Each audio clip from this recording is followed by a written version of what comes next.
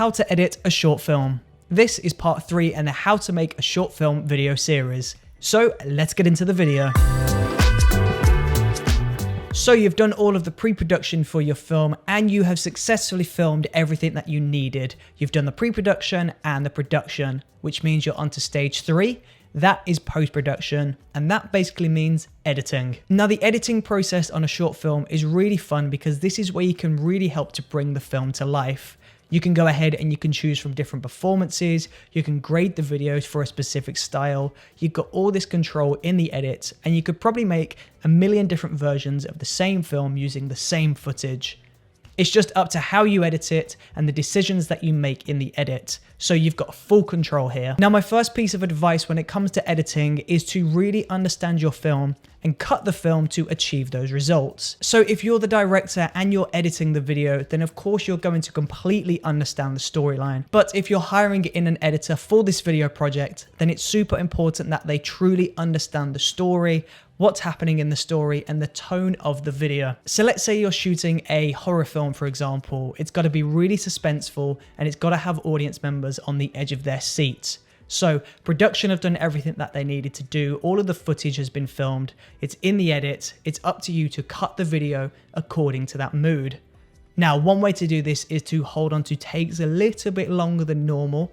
Standard shot length is no more than 5 seconds. So hold on to shots longer than this, and it's going to create a creepy, suspenseful and eerie feel to the edit. Now, if you didn't understand the film and you were cutting the edit to be something that it isn't, then it will create this really jarring effect in the edit. So let's say I'm doing this high energy dance film, for example, and I'm doing these long, creepy cuts that you'd see from a horror film.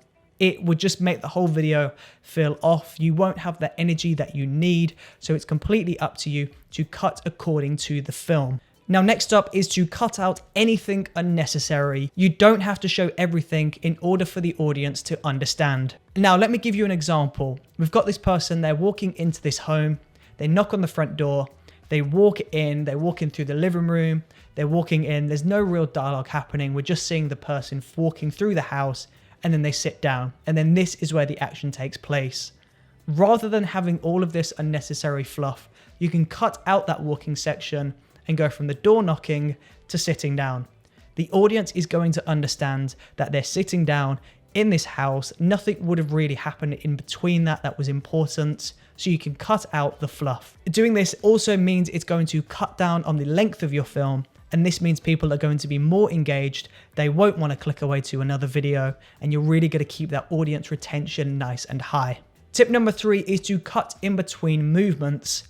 So rather than cutting when there's no movement happening in the scene, if we've got 2 people standing still, there's nothing happening, if you make a cut, the cut is going to appear to be very jarring.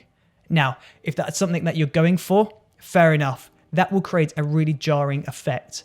But if you're just doing a normal edit and you want this to be a seamless cut, then you want to cut on movement. So rather than cutting when nobody is doing anything, let's say if somebody was sitting up from a chair, you want to cut from your wide shot to your close-up midway through that movement. Now, because there's movement within the frame, if we cut halfway through that movement to another shot, it's really going to help to hide that cut and it will be more seamless in the edit. Your goal as an editor is to try and make the audience get immersed within the story. They don't want to be aware of the edit and what's happening in the film, so you really want to make sure that you're hiding these cuts in these moments of movement. And then my last tip is you really want to pay close attention to continuity. Continuity is basically making sure that everything is the same from one shot to another. Now, this isn't just exclusive to beginner or amateur filmmakers. This happens in Hollywood and on TV shows, but it's really important that you get the continuity right. You've seen examples before where somebody is wearing a hoodie in one shot, and then in the next shot they're wearing a t-shirt, and then the next shot they're back to their hoodie again. Or you see coffee cups disappearing and reappearing between shots. This is because there was something changed between performances, and it means when you cut this together, you've got this continuity error. So when you're editing, really make sure that your continuity is on point. Make sure everything matches between your cuts, and this will avoid pulling your audience out of the film.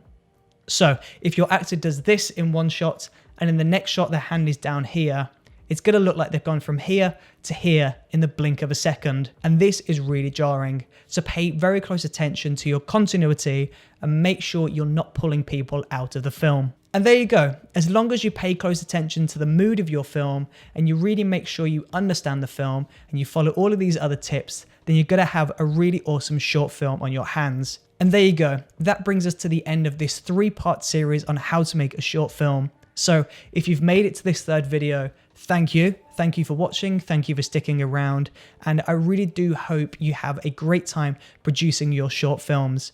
If you do make a short film, then please do leave them in the comment section below because I would love to watch your short films. Alternatively, if it's on a private link, then just DM me on Instagram or Twitter and I would love to check out your short films. So once again, thank you for watching and I will see you on a future video. See you there.